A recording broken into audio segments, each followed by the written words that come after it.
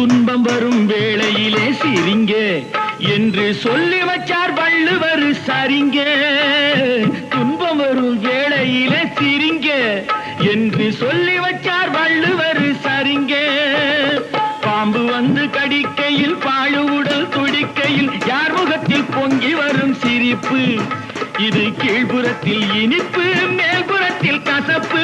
பட்டினத்தார் கையில் உள்ள கரும்பு. இது பட்டினத்தார் கையில் உள்ள கரும்பு. நான் சிரிக்கிறேன் சிரிக்கிறேன் சிரிப்பு வல்லே. நான் அழுகிறேன் அழுகிறேன் அழுகே வல்லே.